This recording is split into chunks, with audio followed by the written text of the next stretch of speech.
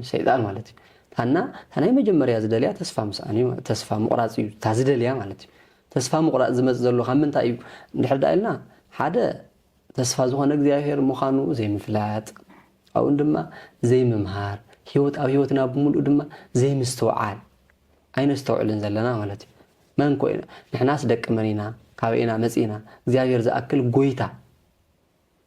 نهالو الناس تخوينا انا تسفى نقرص لونا قدس انجل مريم تاكل ادن هالوت الناس تخوينا انا تسفى نقرص نحر داودينا نكو تنسئلنا اي نحر دا حاتيات سرحنا غنكو بنسحات حاصيونا نافت زنورنا نصحنا خنملس نخلينا نحر دا حميمنا غنكو طعنان هيوتن زب እግዚአብሔር አምላክ خلنا ማለት ኩሉ زب እግዚአብሔር አምላክ ተስፋ زب እግዚአብሔር አምላክ እናሃሎና ተስፋ ክንስ እንዝገብርና ዘሎ ዞም ነገራት እዚአቶም ቶም ዝበልኩም ጸዋዕዎ ካብ ዘይ መምሃር ይኹን ካብ ዘይ ምፍላጥ ይኹን ካብ ዘይ ምርዳእ ይኹን ነምጾም ነገራት እዩ ማለት እዩ በአውሩ ድማ ካብ እግዚአብሔር ስለና ተፈለና በህይወት ታይን ገብር መስለክሲ በህይወት ካብ እግዚአብሔርና ተፈለና ንኸድ ካብ እግዚአብሔርና ተፈለና ንኸድ ናይ እግዚአብሔር ታይነት ንርሳ እግዚአብሔር ምን ምኻኑን እንድሕይት ንነጽጎሙ ታይን ገብር ኣብ ህይወትና አና ጥራሕ ተዘሪኽና ንነብር ማለት እዩ አና ጥራሕ ተዘሪኽና መስነበርና ሽዑ ተስፋ ዘምጽኦ እቶም ዘምጾም ነገራት እግዚአብሔር ዝህበና ነገራት እናረሳና ንኸድሞ በይንና ንተርፍ ማለት እዩ እግዚአብሔርን በይንና ንተርፍ ካብ አቦታቱን በይንና ንተርፍ ካብ ማሕዝቱን በይንና ንተርፍ ካብ በይንና ንኾን ማለት እዩ ሽዑታይ ይረአና መስልኪ በይንኻ ምንባር ኣነስ በይነ እየ ዘለኹ ማንም ሓጋዝ የብለይን ኢልና ዲያብሎስ ድማ ንእሽተይ መንገዲ ክንው ከለና የስፋሕፍሓዩ ማለት እዩ لأن ركب نستيتموا يرسيو كما أنقص نشتي مئتون لحد أرخيو كم عوي برئيس جوران السامالتي بين خاكو إخانيخا من ده تسفال لك أيو كحزكو جنزو زبالي يلكا سرح زبالي يلكا إيكونومي زبالي يلكا السلام زبالي يلكا إلو نخنشنا وعندما تسفان هم قرص جورانا نسوي مالتي سلازي تسفا مقراص مالت طلع لبينا خروي خلنا تاي እግዚአብሔር ረስዕኻ ነዲያብሎስ مملاخ ካብ እግዚአብሔር ወፂኻ ናይ ዲያብሎስ ግዙእ ምዃን ናይ እግዚአብሔር ሓለዋት ረስዕኻ ዲያብሎስ ኣምላኸይ መዋል ማለት እዩ ተስፋ ምቁራጽ ምክንያቱ ተስፋ እግዚአብሔር ንሕና ኣምላኽና እግዚአብሔር ካብ ኮነ ተስፋ ዝህብ ድማ ንሱ ካብ ኮነ ናይ እግዚአብሔር ክንጽጋዕሉ ዝግባአና ጉዳይ ማለት እዩ ናይ እግዚአብሔር ተጸጊዕና ታይና ክንገብር ዝግባአና ዲያብሎስ ኣይ ኣምላኸይ ኣይኮንካን ምክንያቱ ምኽሪ እግዚአብሔር ምስማዕና ምኽሪ ዲያብሎስ ምስማዕ ናብ ካልእተይ ከና ኩሉ ዝፈልጦስ ናይ አዳምና ናይ ሔዋን ታሪክ ምትራኸዩ ማለት እዩ አዳምና ሔዋን ናይ እግዚአብሔር ምኽሪ ክሰምዑ ከለው ታይ ኮይኖም ሰላም ይነብሩ ነይሮም ሰላም ሳናዩን ካብኡ ስለዝኾነ ማለት እዩ ሰላም ይነብሩ ነይሮም ብጥዕና ይነብሩ ነይሮም ብጽጋብ ይነብሩ ነይሮም ብምስጋና ይነብሩ ነይሮም ምስ እግዚአብሔር ናሃለው እዩ ማለት እዩ ንሕና ድማ ካብ እግዚአብሔር ናይ እግዚአብሔር ምኽሪ ገዲፎም ናይ ዲያብሎስ ምኽሪ ምስ ሰምዑ العالم أبلج لجبيلا ማለት أبلج لجبيلا خمزي قدوس باولوس لإخوة نديماسس قدما يتيموت مسمار أفرعة وطرع السرته لإخوة تعلم بلج لجيلا مصر ترأيته نعلم طليقه تاريفه مالتي بلج لجيلا دياولوس دما زي مخرو وشتو عرن هالو دقيو مع رجيرو وشتو حما أن هالو دقيو صبو غيرو خمارنا خلو ناتو مخر خنسمع خلنا تاينا نخون مجمريا صبوق زلنا موي مثلنا كاود حرقن تزنورنا سلام تزنورنا فلطات تزنورنا حيلي تزنورنا مننت ناس أننا نخير مالتي ناي تزنورنا مننت مس እግዚአብሔር نحلنا تزنورنا مننت ناس أننا مسكنا تاين خونا لنا ناي دياولوس مننت نحز كاود ما تسفاونا قرصنا نخدنا تسفا مقراጽ ناي እግዚአብሔር ዘይኮነስ ناي አጋነንቲ ስራሕ ምዃኑ ክንግንዘብ ክንከነለና ማለት እዩ ተስፋ ንቆርጸሉ ዘይኮነስ እግዚአብሔር ምሳና ገርና እግዚአብሔር አቅንሚትና ገርና ቅዱሳን አቦታትናውን ናይ ቅዱሳን አቦታትና ታሪክን ገልን አንበብናውን አቅንሚትና ገርና ተኸንገብር ይዝግበን ንሕና ተስፋ ሃሊና ተስፋ በዘይ መቁራጥ ተስፋ ሃሊና ወለድና ክስካዕ ዘጽንሕዋ ሃይማኖት ወለድና ክስካዕ ዘጽንሕዋ ዓዲ ወለድና ክስካዕ ዘጽንሕዋ ሰርሕዎ ታሪክ ብምዕቃ ብምስራሕ ካብ ወለድና ወለዶ ምሕላፍ ካዋና ይጽበ ማለት እዩ ሽምባይ ተስፋ ክንቆርጽስ ታሪክ ሰርሕና ክንሐልፍ أنس أوزا مدرزي تنوركو 7 تنوركو 8 أي أوزا مدرزي أستعين تارك قريف خارق للن ክንብል ክንክእለና ከም መናእሰይ ማለት እዩ እንታይ ታሪክ ክኽድ ክእለለኒ እንታይ እዩ ዓሻራ ኣብዚያ ስታይ እዩ እኒሄ ግደይናተይ ክንብል ክንክእለለና ማለት ተዘይ ኮይኑ ስኢልና ጥራሕ ኣብቲ ዝተሰርሐ እውን ወቐስቲ ኣብቲ ዝተሰርሐ እውን ኣቦታትና ሃፍቲ ዘይገደፉልና ኣቦታትና እዚ ዘይገደፉልና ኢልና ንወለድና ወቐስቲ ናይ እግዚአብሔር ነገር እውን ድማ ተስፋ ዘይብልና ኮይና ከይንቀሪ ብጣዕሚ ጥንቃቐ ክንገብር ክንክእለና ማለት እዩ ወለድና ክስካዕ ዘጽንሕሎም ኣጽንሕምልና ኣለው እዚ ተስፋ እዚ ድማ ብህይወት ንኽንነብር እዚ ተስፋ እዚ ድማ ንኽንሰርሕ እዚ ተስፋ እዚ ድማ ንኽንነቅሕ እዚ ተስፋ እዚ ድማ ብዓበዩ ክንጸድቕ ዝገብር እዩ ተስፋ ንብሎ ማለት እዩ ናይ ምንዋርን ዘይምንዋርን ናይ ጽድቅን ናይ ሓጢኣትን ኩነታት ክስካዕ ዝኾነ ግዜ መንእሰይ ተስፋ ቆርጽ ይብሉ ምክንያቱ ናይ እግዚአብሔር ወገን ክስካዕ ዝኾነ ግዜ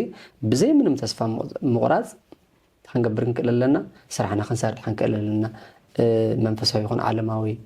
ትምህርትና ክንመሃር ክንክእለለና መንፈሳዊ ይኹን ዓለማዊ እና ህይወትና ክነቅጽል ክንክእለለና ብምንታይ ህይወት ትነብር ብተስፋ ክስካዕ ትነብር ክስካዕ ዝኾነት ግዜ ታንገብር ክንክእለለና ተስፋ ከለወና ክእለ ኣለዎ ተስፋ ምቁራጽ ናይ ዲያብሎስ ክስካዕ ዝኾነ ያዕቆብ መልእኽቲ እዩ ንዲያብሎስ እምቢወሉ ንእግዚአብሔር ድማ እሽወል ወዘል መልእኽቲ ስለዘለና እግዚአብሔር ሽማል ማለት ድማ በተስፋ ምንባር ተስፋ ነርካ ድማ ተስፋ ጥራሕ ዘይኮነስ ናብ ተግባር ውዒልካ ስራሕ ምስራሕ ይግባእና ኸዋና ማለት እዩ ስለዚህ ናይ ዲያብሎስ ወገን ንዘይ ምዃን ተስፋ ክንቆርጽ የብልናን ዝብል መልእኽቲ ኣለና ማለት እዩ ጽቡቕ እሺ መምህር ብጣዕሚ ጽቡቕ ትምህርቲ ኢና ንምሃር ዘለና ብሓቂ ውሽጥኻ ሰላም ንኽስምዓካ ዓርስና እውን ምልስ ኣቢልና ናብ እግዚአብሔር ንኽንርኢ ዝገብር ትምህርቲ እዮም ቃል እግዚአብሔር ዘምሁሩና ዘለዉ እሞ ብሓቂ ፀጉ ይብዝሐሎም ክብል ይፈቱ ምስኣት ሓሒዘውን ሓታ ዝደልሕቶ ካብ ተስፋ ምቑራጽ ዝተለዓለን ገብሮም ነገራት ወይ ከዓ ዝተገበሩ ነገራት ኣለዉ ሕጂ ንኣብነት ግዚያዊ ሰላም ንምርካብ ኢልካ ኣብ እንዳ ጫት ኣብ እንዳ ሽጋራ መውዓል ኣሎ ግዚያዊ ሰላም ኢልካ ኣብ እንዳ መስተ እንዳ ጭፈራ ምኻድ ኣሎ ካልኣይ ኸ ግዚያዊ ሰላም ኢልካ ወይ ከዓ ውሽጠይ ንግዚኡ ሰላም ንኽስምዐኒ ኢልካ እውን ናብ ናይ ዝሙት ቦታ ምኻድ እውን ኣሎ እሞ በተለይ ሕዚ ኣብዚ ሕዚ ግዜ መናእሰይ በዚ ነገራት እዚ ብጣዕሚ እዮም ተጠቃዕቲ ኮይኖም ዘለዉ ነዚ ኸ ቤተክርስትያንና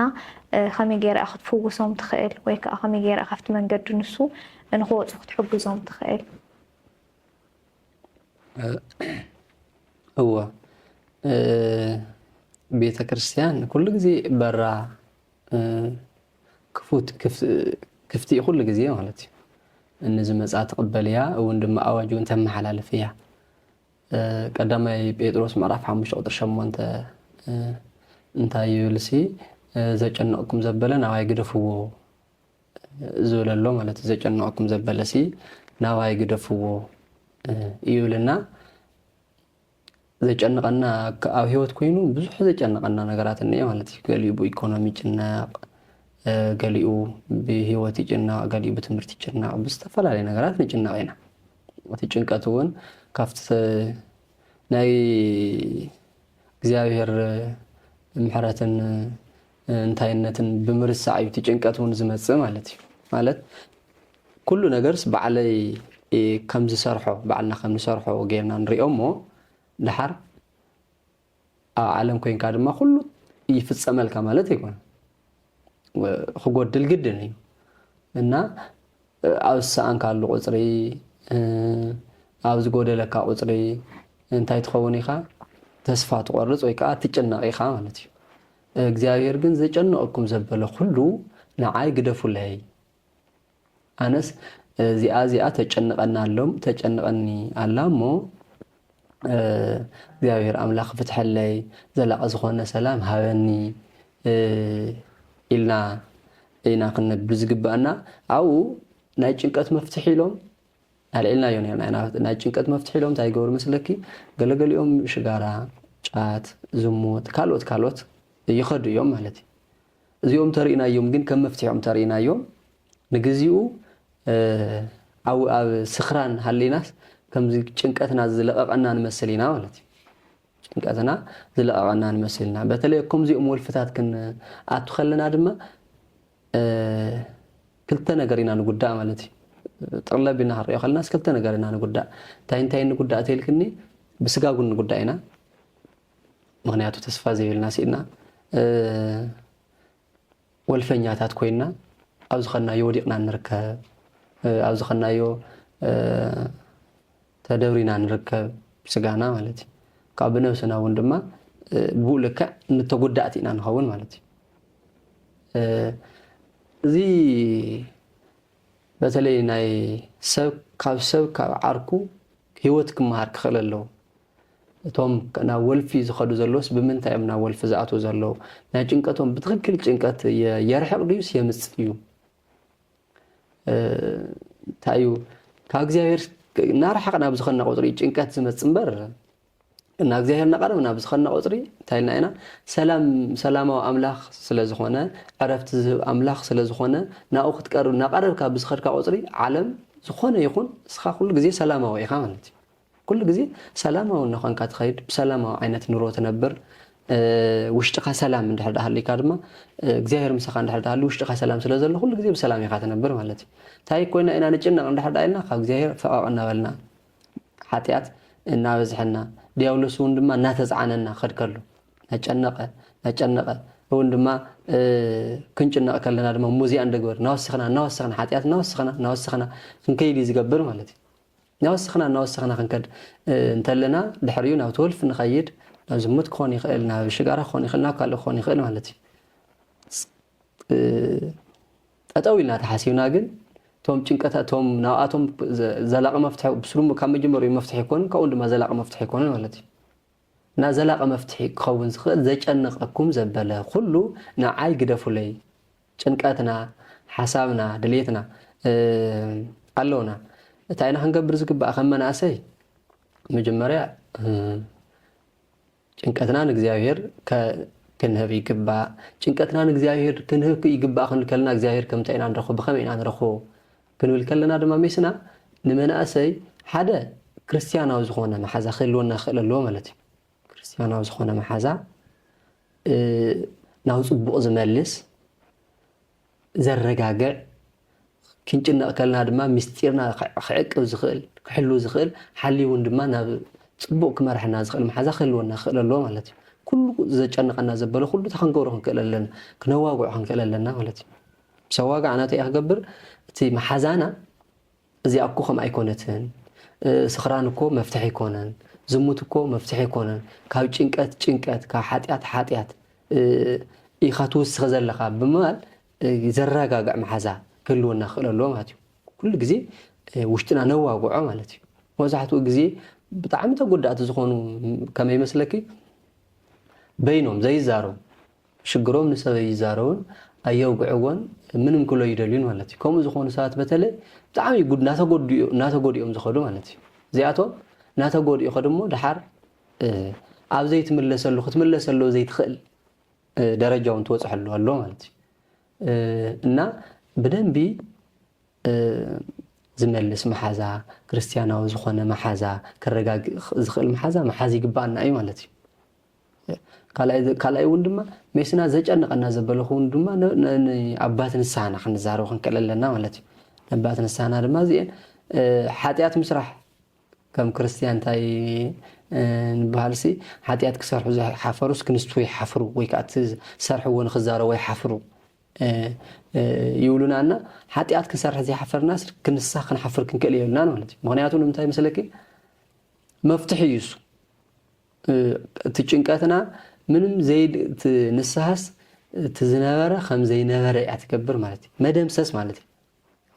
مالتي الصدمه كنچنق كلنا كينا نبو نسحنا كنزارو خلنا ولارينا ايو مالت مجمريا ካብ ጭንቀት ንክንወጽ መጀመሪያ ነው ዓልናው ከነእሙነ ከንከለልና ካብ ጭንቀት እስከመይል ይخوጽ ዝኽእል ክንብል ከንከለልና ናፍቲ ቅድሚ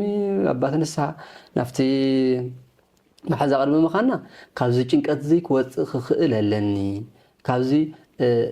እስርየት ዝኾነ ጭንቀት ሓንጎልካ ገንዘብ ታሃለወካ ካልእ ታሃለወካ ሲልካ ኩሉ ግዜ ተጻዒንካ ትነብር ካብዚ እስከመይል ክወጽ ክኽእል ኣለኒ ከመይል ሰውነተይ ዕረፍቲ ክህወለኒ ኢሉ መጀመሪያ ምስ ባዕሉ ክውግእ ክኽእል ኣለዎ ማለት እዩ ስለዚህ ካውዚ ንድሓር ድማ መይሱ አቦቱንስ አባንሳብ አባትንሳብ በመቅራብ በመኻድ ኩለን ዝርዝርካ በዘይ ምንም ሓፍረት አነስ ካፍቲ ንሕና ንዛሮ ወይ ከዓ ሰብ ዝብለና ነገራት ወላቶም ቀሺ እዙይ ደገርካ ኢኻ ኢሎም ኣይብሉናን ግን ዋላተ ዝብሉና ንባዕሉ ካብቶም ውሽጥና ዘሎ ጭንቀት ክገድና ይኽእል ማለት እዩ ኣብቲ ውሽጥና እንታይ ኣሎ ፃውራ ኣለና ሸኸም ኣለና ማለት እዩ እንታይ ከቢድ እንድሕር ዳ ኢልናስ ፃውራ ብላዕሊ ዝመፀ ይኮነን ከቢድ ኣብ ውሽጥና ዘሎ ጭንቀት እዩ ከቢድ ማለት እዩ ምሰብ ከዛረበና ይኽእል ምሰብ ከስማዕምዐና ይኽእል ሰላማዊ ከነብረና ይኽእል ለይቲ ደቂስና እውን እናባህረና ቀትሪ እውን ድማ ተኪዝና ካልእ ቀሲና ሓዚና ንውዕለሉ ዘለና ጭንቀት ውሽጥና ዘሎ ጭንቀት እዩ ማለት እዩ ስለዚ እዚ ጭንቀት እዚ እንታይ ክንገብሮ ዝግባአና ኩሉ ግዜ ከርሕቆ ክኽእለለኒ ዝብል ሓሳብ ምስ ሓሳብና ተን ዝበልናየን ድማ ዓርኪ ብምሓዝ ናብ ንስሓ ብምኻድ ካብኡውን ድማ ናፍቶም ከጭንቆኻ ዝኽእሉ ዓርኪ ምስ ሓዝካ እውን ድማ ናብ ቤተክርስትያን ዝኸይድ ድማ ናፍቶም ናብኡ ክወስዱ ዝኽእሉ ኣርክቲ ካብኣቶም ምፍልላይ ማለት እዩ ካብኣቶም ትርሕቕ እንታይ ስለ ዘሎ ናብ ፅቡቕ ዝወስድ መሓዝ ኣሎ ንሕማቕ ዝወስድ መሓዝ ኣሎ ናብ ካብ ጭንቀት ዘውፅእ መሓዝ ኣሎ ናብቲ ጭንቀት ዝወስድ እውን መሓዝ ኣሎ ማለት እዩ ስለዚ ካብኡ እታ ክትገብር ክትክእል ኣለካ ካብኣቶም ክትርሕቕ ክትክእል ኣለካ ካብኡ ዘጨንቑኻ ዘበሉ ኩሉ ኣብ ትሪኦም ኣብ ትኸዶም ኣብ ትመሃርሎም ዝኾነ ይኹን ኣብ ትሰርሐሎም ካብ ዘጨንቑኻ ነገራት ድማ ንባዕልኻ እታ ክትገብር ክትክእል ኣለካ ክትርሕቕ ክትክእል ኣለካ ማለት እዩ ስለዚ ቅድስቲ ቤተክርስትያን እንታይ ኢላ ትመክር መስለኪ ቅድስቲ ቤተክርስትያን ሓደ ጭንቀት ናይ ሰይጣን ምዃኑ ተምህርሞ ጭንቀትኩም ድማ እግዚኣብሔርን ባዕሉን ኣምላኽና መድሓኒትና ኢየሱስ ክርስቶስ ንዑ ከዕርፈኩም ዝበለኒ ጭንቀተይ ናባይ ግደፍለይ ዝበለኒ ካብኡን ድማ ከምኒ ካብቲ ሕዚ ናይ ሂወትናስ እቲ ዝዓበየ ጭንቀት እንብሎ ኣብ ሂወት ኣብ ናይ ደብኩማስ መርዓ ዝኣክል ኩሉ ዓለም ተፀዊዑ ወይ ኩሉ ዓዲ ተፀዊዑ መርዓ ዝኣክል ወይኒ ክውድቕ ከሎ እንታይ ገይሩ ጭንቀት ሽዑ ጭንቀቱ ብምንታይ ረሒቁሉ እንድሕር ዳኢልና ንና ቅድስት ድንግል ማርያም እንታይ ብምግባር እዩ ከይዳ ስለ ዘማለለቶ እዩ ማለት እዩ መንእሰይ እውን ድማ ክርስቲያናዊ መንእሰይ እንታይ ክገብር ክኽእል ኣለዎ ያው ንእስነትና ንኽተፍፅምና ካብ ጭንቀትና ንኽተውፅና ኢሉ ከምቲ ዶክማስ ዘውፃኽዮ ንዓና እውን ካብ ጭንቀት ክተውፅና ኣለና ኢሉ ዳሴ ማርያም ክደግም ክኽእል ኣሎ ማለት ባህላ ክፅልእ ክኽእል ኣሎ ማለት እዩ ሲልካ ናይ ክርስቲያን ነገር ናይ ክርስትና ነገር ሲ ከኻፍ ኢልካ ዝርከብ ነገር ኣይኮነን ንሕና ታይና እናኾንና ምስለኪ ቅሙጥ ስያሰ ማይ ቀረብ ንብሎ ዓይነት ኣሎ ማለት እዩ ተቐሚጥናስ ካብ ጭንቀት ክንድህን ተቐሚጥናስ ቅርሺ ክረክብ ተቐሚጥናስ ፅድቂ ክረክብ ተቐሚጥናስ ኩሉ ነገር ሙሉእ ክኾነልና ኢና ንደሊ ማለት እዩ ስራሕ አይደለም በዓለማዊ ይኹን መንፈሳዊ ኩሉ ግዜ ስራሕ አይደለም መንእሰይ ድማ ናይ እንታይ ዕድመ ኢልና የለና ናይ ስራሕ ግዜ ናይ ስራሕ ዕድመ ክሳዕ ዝኾነ ግዜ ጭንቀት ዘይኮነስ ኣብ ስራሕ እንውዕለሉ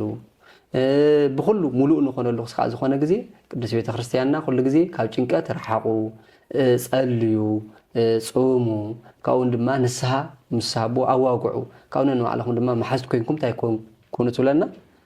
ንባዕልኹም ኣዋግዑ ካብኡ ድማ ናብ ቤተክርስትያን ብምኻድ ኩሉ ግዜ ትምህርቲ ቃል እግዚአብሔር ብምስማዕ ዘረጋግዑ ቃል እግዚአብሔር ድማ ኣሎ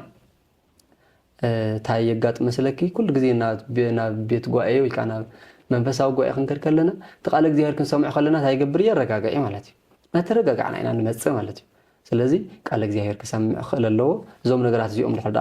ገይሩ ካብ ጭንቀት ክወፅእ ይኽእል እዩ እቶም ዝበልናዮም ግን መረጋጋዕቲ ክኾኑ ይኽእሉ ማለት እዩ ዘላቕን ጉን ኣይኮኑን ብስሩውን ካብ እግዚአብሔር እውን የርሕቑና ኣለዉ ብስጋና ይጎድእና ስለ ዘለዎ ካብዚኣቶም ክርሕቕ ይግባአና ይብል ማለት እዩ ጥቡቅ ሸይ መምሬ ቃል ሕይወት ይስማዕልና ጥቡቅ ገይሮም እዮም ገሊፆምልና ከምቲ ዝበልዎ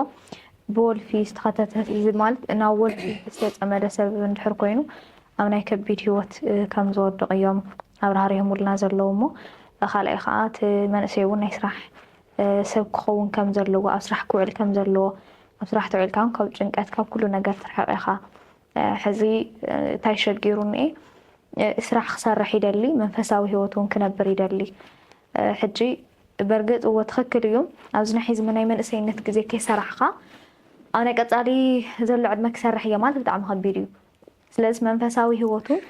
እቲ ዘሎ ናይ ስራሕ ህይወቱን ከመይ ገይሩ እዩ ከከኣእሎ ዝግባእ እቲ መንእሰይ እሺ ናይ ስራሕ ህይወቱና መንፈሳዊ ህይወት እንታይ እዩ ክንሕዞ ዝግባአና ጉዳይ መንፈሳዊ ህይወት ኣብ ሙሉእ ምንቅስቃስካ ትገልጾ እዩ መንፈሳዊ ህይወት ንብሎ ማለት እዩ ኣብ ሙሉእ ምንቅስቃስካ ክንብሎ ከለና ንኣብነት ወላ أبي تهرسيان كتمار تخيل بميديا كتمار تخيل أبزقون يكون كيل كتمار تخيل جنتنس أوارقو تشرفوا جنا من تأيتينا كل يقع تشرفوا مالتي كم نايلوم يعملها خطات يالو منفساو النتن سرحن زم مساسل غيرنا ينوصل زم مساسل غيرنا ينوصلون جن منفساو النت منفساوي هيوت أمنت أنا ننصارقهم أفت سرح بوتانا ننصارقون خل قدائي مالتي ناتو مجمريا من اساي مالت ناي حيلنا غلوتن زلو نقو حيمرو زلو ناولنا مصينا اذن اسنت زي ننتا اينا خنطقملو زغبا زول مرأي يغبانا مالتي ننتا كنطقملو يغبا نؤس نحدا خوينكا كافتي ناي نفاس غزي ويكا ناي اسنت كنشتي معناتنا هيصانت غزي وصيخا نابنا ارغام غون زي وصحخا بزح بايكونومي ملؤ تخونلو بتمنفساو هيوت كون تبرتعلو تطنكرلو غزي انا افت منسي منفساو هيوت كون كطنكرلو زغبو بايكونومون عي كللو زغبو غزي حزي افت منسي نالو اي مالتي كما يغيرو كتحزو يغبو اندحداينا تنسنت مجمريا بتمرتي كما عول خللو بتمرتي بسلطنا ما منفساو يكون علما بزول حزلي مالتي بتمرتي بسلطنا بخالوت كالوت عارف خعب خلل له مجمريا مالتي بتمنفساو يكون بتيكون بتمرتي يكون نعاوين لحدا خيدو خاو مصحفت بمفتاش كون يخيل عرسو وندما عرسو بمجزاء مالتي عرسو خغزا له منسي عرسو خغزا خلل له نسنتو كاو نسنتو دما نمتاي كتقملو له بعويو نسرح كتقملو خلل له مالتي كاو تمرتي مسوصه فلطات مسحازه مويا مسحازه تخغبر كخللو اب سرح خوعلو خللو مالتي ازياتهم كلتيوم ات منفساو هيوتن ات ايكونومياوي نغرن كمي كتحازو خللو وندحدا كم تزول كيو ندحدا خوين دما اب سرح منانت بقدس بيت كريستيان ناس تايو غوريات فقر غورت بيل مالتي فقر من تايتيل ناس مجمريا مسوا علىخا او غزاخا كمس مسارحتخا او تمنفساو تنصارق لخا اخاماتي نعوي خا اخات افتي مسارحتخا ناي سو غنزبي تدلن اب مس مسارحتخا تاي تغبر حماق ايتمنيلون زلخا او العلم مسارحتخا حسوت ايتمسكرلون زلخا ناي مسارحتخا غنزب ايتمنن زلخا زخلو تغبرت نحدا خوينكا مفساويتكا تاي تخون كلخا تعوي لخا مالتي ابزن اسنت غزي بتلي لومي نشتي ناي ايكونومي صقما زغاتم زلو تاي نحدا إلنا نستي ناولنا يصنحنا نعد سلام مسان ايكونومي نشتي صلوا الله مالتي انت ايكونومياوي ناتنا بت ايكونومنا صلوا الله كاو اندما سراح ممراص ونلو بحد غزي هفتان كتكوني قاتل لمبر بحد قس بقس موصاون يلا نايت منسينا بحالات ايو بقى بزخون يكون محرم ده يكون بخالي يكون سرح بالكاس افتي زلعله درجه تبصحي خاتدل مالتي قس بقس ايكون زبل مالتي ناوزي تي كردو ازغبوتا ايو مجمريا سرح بزي ممراز مسراح زخون يكون عن السرح كعاوي اللي خليه هذه سلا سرح خنوقع خلنا تاينا نمص زلنا سلا سرح خنوقع خلنا بسرح مخنيات منفساون هيوتهم سانو سا سلا زلنا اينا زنوقع زلنا مالتي بسرح مخنياتس سرح بمسان بمخنيات بسرح مخنيات كاب بيت كريستيان زرح قولو سرح يولنا نيلوم سرح عدقينا اينا مويلوم منفساون نزحدو ولو كاف هيوتهم زوصلو زيوم رينا اينا مالتي ابزا غزي زي اغن كريستيان مخان مچو طرح زي كوناس كلتين كتبللن اتا اخخيلكا نعخاز مسلكا مالت كندتا تاخلكا ككم غوريت كازي كوناس كم غزا عينتنا ورا منوار إننا زنقعنا مالتي كم غزا خاطنا برت كباكا كاو ندماتي لما انت خطرخو زكباكا نرخبكا صوحا وندما برتي خانا سراحخا منفسه هيوتكا ونبولك افتاز النزيا كلتين زدلي لا زلا مخنيات مساركا تسجل من اسينا هلا اخا تسجل مالتي منفسه هيوتكا تعب خلخ من اسي من هلخا اي تشقتي ارغت مسكون كاي تشقلن حزي اخا تشقل ميكات تسرح صراحه مالتي ስለዚህ እቲ ኢኮኖሚ ይኹን ተዓድና ሲሉ ናይ ሰላም ምስኣን እቲ ኢኮኖሚ ዘይምምጥጣን ገለ ዘምጽእ ዘሎ እቲ ሕውስውስ ዝኾነ ዓይነት ሕብረተሰብ ስለ ዘለና እዩ ማለት እዩ ሕውስውስ ዝኾነ ዓይነት ሕብረተሰብ ሲሉ ካብ ሃይማኖት ዝወፀ ሕብረተሰብ ምክንያቱ ገለገሊኡ ምሕደር ኢለይቲ ይደሊ ገለገሊኡ ድማ ብዙሕ ከተኣኻኽብ ዝደሊ ኣብ ዘሎ ዓይነት ንነብር ስለ ዘለና ብጣዕሚ ሕውስውስ ዝበለ እዩ ማለት እዩ ብዚ ምክንያት እውን እዩ ናይቲ ኢኮኖሚ ነገር ናይቲ መንፈሳዊ ህይወት ነገር እቲ መንእሰይና እውን ኣጨኒቕዎ እንታይ ክበልዕ እንታይ ክሰቲ ኣብ ምንታይ ክነብር ከመይ ኢለ ገዛ ክራይ ክኸፍል እንታይ ክኸውነለኒ ብማ በቃ ናብ ጭንቀት ዘብሉ ምክንያታት ኣለዉ እቲ ኑሮ እውን ኣሎ እዩ ናብ ጭንቀት ዘምፀሉና እቲ ኢኮኖሚና ብምስራሕ እንታይ ዓይነት ስራሕ ክትሰርሕ ክትክእል ኣለካ ያው ዝተረኸበ ስራሕ ያው እቲ መንፈሳዊ እውን ድማ እናማዓወልካ ዓቕምካ እናዓበይካ ክትከድ ከለካ እዚ ነገራት እናማሓሽካዮምና ኣማጣጠንካዮም እናስማዕማዕኻዮም ትኸይድ ኢኻ ማለት እዩ ስማዕማዕኻዮም ትኸይድ ኢኻ ሕዚ እናኾነ ዘሎ ግን ገለገሊኡ በቲ መጽሓፍ ቅዱሳውን በቲ ዓለማውን ኣስማዕምዒ ክሓስብ ከሎ ገለገሊኡ ድማ ጥራሕ ስለ ገንዘብ ይሓስብ እሞ ስለቲ መንፈሳውነት ይርስዖ እሞ ካብታ ይኹን ይብተኖ ማለት እዩ ከም ዓዲ ዕግርግር ናብ ዕግርግር ቀሲልና ናብ ዘይኮነ እናኣትወሉ ዘለና እውን ንሱ ይመስለና ማለት እዩ መንእሰይ እውን ብድሕሪኡ በቃ ገንዘብ እንዳሕዳእ ዘይብለይ መንፈሳዊ ህይወተይ ዝሰራሕኩ ሰሪሐ በዓል ብምድፋር ይኹን ታሪክ ወለዱ ብምሻጥ ይኹን ገለገሊኡ ድማ መይሱ ኢኮኖሚ እንዳሕዳእ ዘይብለይ ኢሉ ድማ ሃይማኖት ብምልዋጥ ይኹን ዘብሎ ዘሎ ያው ስኢሉ ስራሕ ናይቲ ዓድና ሰላም ምስኣንን ካብኡ ድማ ስራሕ ምምራፅን ይመስለንና ብዝተኻእለ መጠን በተለይ ክንሰርሕ ከለና ዓቕምካ ዝፈቐዶ ሰሪሕካ ካብኡ ድማ ንእግዚአብሔር ሂብካ ሰላም ክንሰርሕ ኢኮኖሚና ክዓቢ እንድሕር ዳ ኮይኑ መጀመርያ ሰላም ክህሉ ኣለዎ እዩ ብርግፅ ሰላም ሃልዩ ድማ ሜስና ወፂና ወሪድና ሰሪሕና ጉልበትና ዝፈቐዶ ሰሪሕና ካብኡ ንባዕልና መንፈሳዊ ህይወትና ስራሕ እንድሕር ዳ ሃልዩ ተመስገን ኢልካ ኢኻ ትነብር እዚ ዝረኸብካ ተረኸብካ እውን እቲ መንእሰይ እውን እቲ ሕብረተሰቡን ሰላም ስለዘየለ ወይ ከዓ እግርግር እውን ስለዝኾነ ዝረኸበ ተዝረክብ እውን ካብ ተመስገን ወፅዩ ስለዝኾነ እዚ ንእሽተይ የብል እዩ ማለት እዩ በተበለበት ግን ተረጋጊዕና ብመንፈሳዊ ህይወትና ፀኒዕና ስራሕ እውን ሰሪሕና ኣውራ ከፍ ኢልና ካብ ሰብ ተፀበይቲ ነዘይ ምዃን ብፅዓር ቅዱስ ጳውሎስ እንታይ ይብል መስለኪ ክሰርሕ ዘይደልስ ኣይብላዕ ይብል ማለት እዩ ክሰርሕ ዘይደሊ እንታይ ይግበር ኣይብላዕ ብዙሕ ሰብ ብዙሕ መንእሰይ ሕዚ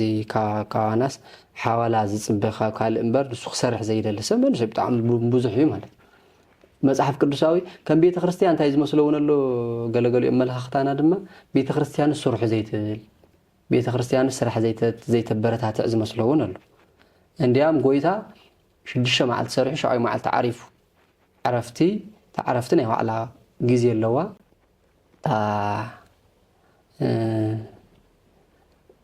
ክስታይ ድማ ስራሕ ድማ ናይ ባዕላ ግዜ ኣለዋ ማለት እዩ እና እቲ ኢኮኖሚና ግን ደሓና ኮይኑ በረከት ዘለዎ ምእንታን ክኸውን ሓደ ጉልበትና ንኽባርኸልና ንእግዚአብሔር ኩሉ ግዜ ጉልበት ናይ እግዚአብሔር ምዃኑ ፈሊጥካ ምኻድ ብኻልኣይ ደረጃ ድማ ታዘለና ኢኮኖሚ ኣተኣኻኺልና ንኽንከይድ እውን ድማ ታዘለትና ኣስራት በኩራቱን ንቤተ እግዚአብሔር ምውፃእ ኢኮኖሚና ደሓን ኮይና ንኽትከይድ ታዘላስ በሊዕና ኣላ ፀጊዩና ኣላ ፀገብና ታዘላ በሊዕና ዳግማይ ንኽንሓድር ማለት እዩ መንፈሳዊትና ኣስማዕሚዕና ንኽንከይድ ኣስራት በኩራት ምውፃእ እውን ማለት ብዙሕ ግዜ ገንዘብ ረኺቡ እዚኣት ብዘይ ምውፅኡ ገንዘብ ሲሉ ገንዘብ ኣብ ዘይኮነ ቦታታት ዘጥፍእ ሰብ ኣሎ እዩ ማለት እዩ እና ካብኡ ድማ መይሱ ንዓና ዝግቡእ ወፃእታት ምውፃውን እዚኣ ኣዋናት ያሎ መሲልኪ ምንም ዝብላዕ ምንም ስተ ደቅኻ ስቂሎም እናሃሎ ኣብ መስተ ዝውዕል ማሕበረሰብ እውን ድማ ኣለና ኣብ መስተ ዘምሲ ኣብ ቁማር ዘምሲ ኣብ ካልእ ዘምሲ እውን ድማ ኣለና ማለት እዩ ስለዚ ካብ ቁማር ይኹን ካብ መስተ ይኹን ካብ ካልእ ይኹን ተንዘረኸብናየን ጉልበትና እግዚአብሔር ሂቡ ዘውፀልና ታ ቤተ እግዚአብሔር ትግባእ ንቤተ እግዚአብሔር ሂውና ታናና ትግባእ ንዓና ሒዝና መንፈሳዊ ህይወትና ንመላለስ ንሕዳ ኮይና ድሓን ዝኾነ ህይወት ክንመርሕ ንኽእል ኢና ዝብል ሓሳብ ኣለና ማለት እዩ ተዘይ ኮይኑ ድሌትና ብጣዕሚ ብዙሕ ኣታዊና ብጣዕሚ ሙሕድ ብምዃኑ ንእሽተይ ነቲ ኢኮኖሚና እንታይ እናገበረ ይኸደሎ ሕዚ ድሌትና ብጣዕሚ ብዙሕ ኣታዊና ብጣዕሚ ንእሽተይ ይኸውን እሞ ምስቲ ኣታዊና ትመጣጠን ካብኡውን ድማ ካብዞም ወልፍታት ካብዚ መስተ ካብ ስኽራን ካብ ካልእ ቁማር ካልእ ንወፅእ እንድሕር ዳ ኮይና እቶም መንፈሳዊ ኣብ ዝኸና ኸይና ኣብ ስራሕትና ንሰርሕ እንድሕር ዳ ኮይና ኢኮኖሚና እውን ክስተኻኸል ይኽእል እዩ መንፈሳዊትና እውን ክስተኻኸል ይኽእል እዩ ካብኡ ስራሕና ድማ ብታት ስራሕና ጉልበትና እናባረኸልና ንዓይና ክንከድ ንኽእል ኢና ማለት እዩ ጽቡቅ ሸስፍ ሓቢሎም መምህርና ገሊፆሙልና እዩ ብድጋሚ ዓልዮት የስምዐልና ያው ዝሰርዕል ኩሉ ቀንዲ ምክንያት በተለይ ኣብዚ ሕዚ ሰዓት ከም ምክንያት ጌርካ እቲ ኣጋጢሙ ዝኒኦ ኩነታት ከም ምክንያት ጌርካ ማለት እዩ ቤተክርስትያን ምርሳዕ ኣሎ እታ ዝኒኤቶ ነገር ስለዝተፈጠረት ብኢኮኖሚ ንእሽተይ ክንወርድ ስለዝከኣልና ብኢኮኖሚ ንእሽተይ ሕዝ ከብለና ስለዝከኣለ ገና ዝሰልጠነ ማሕበረሰብ ስለዘይበፃሕና ንሱ ምክንያት ጌርካሲ ቤተክርስትያን ግድፈ ቢልካ ስታናይ ኢኮኖሚ ከዓ ገንዘብ ከመይ ይረክብ ገንዘብ ካብ መን ይረክብ ዝብል ሓሳብ ምጉልዋት ስለዘሎ እዩ እዛ ሕቶ እዚኣ ብደንብ ብዋንነት ገልዕላ ደልዩ እሞ እሺ እምበኣርከስ መምህርና ሕዙ ድማ ያው እንዳገባድድና ኢና ሕቶና ሓንቲ ናይ መወዳእታ ሕቶ እየ ክሓቶም ነቲ ሕዚ ኣብ ትግራይ ውሽጢ ዘሎ ይኹን ዋላ ካብ ትግራይ ወፃእ እውን ኣብ ናይ ኩናት ወጥሩ ዘሎ መንእሰይ ኣብ ናይ ተስፋ ምስኣን ዘሎ መንእሰይ ዘመሓላልፍዎ ተስፋ ንክሰንቁ ብሓቂ እውን እዚ ግዜ እዚ ቀፃሊ ዘይኮነሲ ግዜያዊ ከም ዝኾነ ሓሲቦም ንክቕፅል ዘመሓላልፍዎ መልእኽቲ እንድሕር ሃልዩ ዕድልኩም እሺ ጽቡቅ ያው መንእሰይ ዋና ክንርድኦ ዝግባአና ጉዳይ ናይ ለውጢ ሓይሊ ምዃኑ በተለይ ቅዱስ ቤተ ክርስቲያንና ንመንእሰይ ተደልዩ እያና ሕዚ ታሪክ እውን ስለዘይ ንምልከት ታሪክ እውን ስለዘይ ንግንዘብ ስለዝኾንና ኢና እምበር ንሕዚ ጥራሕ ኣይኮነን ብዙሕ ግዜ ኣብ ዓለምና ብዙሕ ዕግርግራት ተፈጢሩ እዩ ግን ድማ እቲ ዕግርግር ንሱ ተርሒቑ ቅዱስ ቤተ ክርስቲያን ኣላ ምእመና እውን ኣሎ ማለት እዩ ግዜያዊ ምዃኑ ክንግንዘብ ክንከን ኣለና ማለት እዩ ካብ ተስፋ ምቑራፅ ክንወፅእ እንድሕር ዳ ኮይና በቃ ዓለም ክስካብ ዘለና ግዜ ዓለም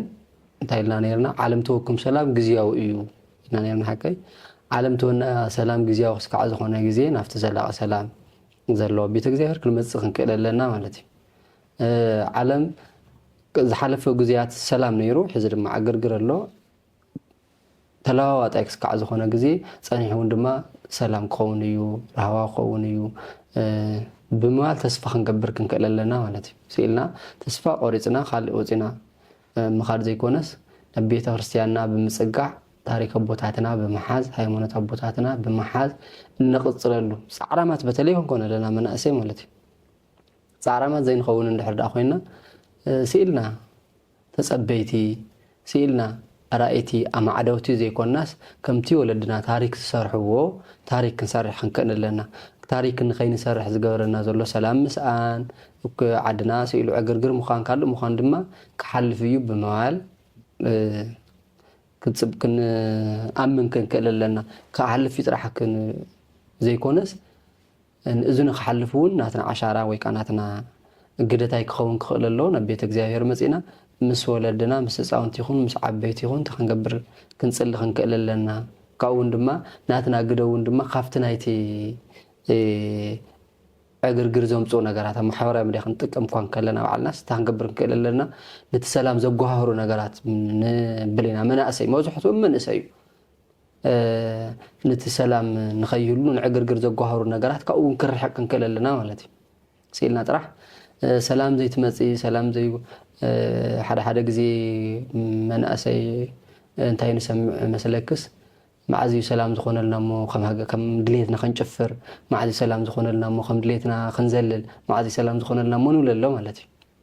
كم زي كونس معزي سلام زخون لنا مو خنسرح معزي سلام زخون لنا مو سرحنا إيكونومينا خنستاخل معني سلام زخون لنا مو اتزلو قودي لنا زلو نجار كنمل كنكل لنا ولتي كأو خمزي كنمل نحد أخوينا دما نبيت እግዚአብሔር ጉን በመቅራብ كأو دما كم تزول خدما محارم ديانا أتقاقمنا وندما بتلي ناي كريستيان من أسيا كم محل فوز دل ملأختي أو صرفي أو قلدي سيلو ترش مرش زي كونس ሃይማኖትና ናይ ሃይማኖትና ትምርቲ ክሰፍሐሎ ዝኽእል ከምዚ ናይ ዝምድያዚ ክሰፍሐሎ ዝኽእል ካኡ ድማ ነንባዕልስኻ ክትደጋገፈሎ ትኽእል ንዓለም ድማ ሃይማኖትካ ባህልኻ ስርዓትካ ኩሉ ከተመሓላልፈሎ ትኽእል ኣብዚ ክንሕልፎ ኣለና ኣብቲ ማሕበራዊ ሚድያ ጠቃቅማና ማለት እዩ ንሰላም ሲኢልና ጥራሕ ንሰላም ዘጓሃህር ዘባእስ ዘፈሓሕም ክኾን ክኽእል የብሉን ማለት እዩ ሲሉ ክኾን የብሉንና عدنا ناي سلام عديا عدنا ناي سرح عديا عدنا ناي هيمانوت عديا عدنا نحلو هيمانوتنا نحلو تاريخنا يخون هيمانوتنا يخون اين شت بجنزب خنيات اين شت وندما كل نغرات قرستاتنا يخون كالئنا يخون كما ناسي متن كنحلو كنكل لنا بتليوز دم خصم كسع زلنا غزي دم تاريخنا ممكن حلو خنكللنا بعالاتنا بزغبا خنخبر كنكللنا مالتي سلا بدن بغيرنا زين تقملهم مابتنا ايكونومي زول كيمبر بدن بغيرنا سلا زين تقملهم بدن بغيرنا سلا زين تحاور بدن بغيرنا عالم سلا زين بلو زل نمبر اتي بهايم بوتي بعالكنا خبركا هايمانوتاوي غديتا خنا توصاخا تايغونلو ايكونومي خاون تعاويلو ينيرو مالتي افتخم متات مسرح ግን ስለዚህ ለና ሃይማኖትና خسفح في ዝኽእል ነገር ክንሰርሕ ክንክእል ኣለና ነንባዕልና ክንተሓወር ክንክእል ኣለና ኣብ ቤተ እግዚአብሔርና እውን ክንመጽእ ክንክእል ኣለና ብዓብዩ ድማ ሜስና ክንመሃር ክንክእል ኣለና ማለት እዩ ክንመሃር ክንክእል ኣለና ቃል እግዚአብሔር በደንብ ተማሂርና ከምቲ ወለድና ዘጽንሑልና ንሕና እውን ካልእ ወለዶን نعناس شخم أيو حدرانة نوهب زلنا مخانا فيتنا تماهرنا كال ولدو خنا محلف كل لنا زول مال اختيار لني لمن أسي دما يزخم تسفاي تقرأتو السلام سأنات دما جيزيا وإيمو سلام نخمسنا نخبعنا ونوعن سلام دليت خنكون سلام كنزمر سلام كنسلي يقبعنا أو الجزائر دما تسفا غيرنا نو عرسنا يخون ولدنا نشتات حاتنا وندما تسفى غيروم نخملالسو كن مهرن كن نجرن كاون دما كنبرتاتاني يقبعنا يل نحواتي ايزخم وهاوي سلام እግዚአብሔርዩ وهاوي كل دما እግዚአብሔር ክስቃ ዝኾነ ናብ እግዚአብሔር